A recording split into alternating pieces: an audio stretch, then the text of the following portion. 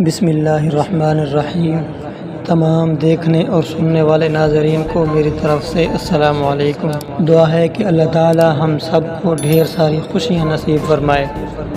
جو ہمارے دوست، جو ہمارے احباب ہسپتالوں میں یا گھروں میں بیمار ہیں، اللہ تعالیٰ ان کو صحت یاب فرمائے۔ حضرت جابر بیان کرتے ہیں کہ رسول اللہ صلی اللہ علیہ وسلم نے فرمایا، جب تم میں سے کوئی شخص مسجد میں نماز ادا کرے تو اس کا کچھ حصہ یعنی نفل وغیرہ اپنے گھر میں بھی ادا کرے، کیونکہ اللہ تعالیٰ اس کی نماز کی وجہ سے اس کے گھر میں خیر و برکت فرمائے گا۔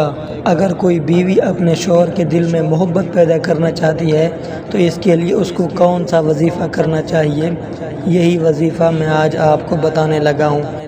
قرآنی اور مجرب وظیفہ ہے، علماء دین کا بتایا ہوا۔ اگر آپ اسی کے اوپر اسی طریقے سے عمل کرتے ہیں تو انشاءاللہ بہت جلد بیوی کی محبت شوہر کے دل میں پیدا ہو جائے گی۔ ہاں، یہاں میں آپ کو ایک اور بات بھی بتانا بہت اہم سمجھتا ہوں۔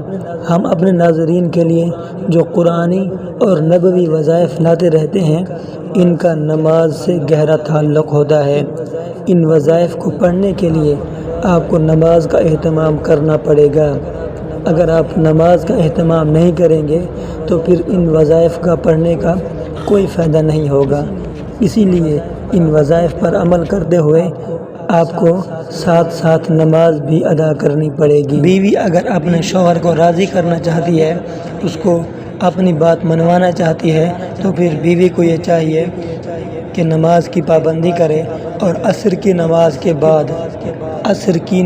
کے بعد 3 مرتبہ سورۃ التحریم جو کہ 28ویں پارے میں ہے، 3 مرتبہ پڑھ کر پانی پر پھونک مار کے وہ پانی اپنے شوہر کو پلا دے۔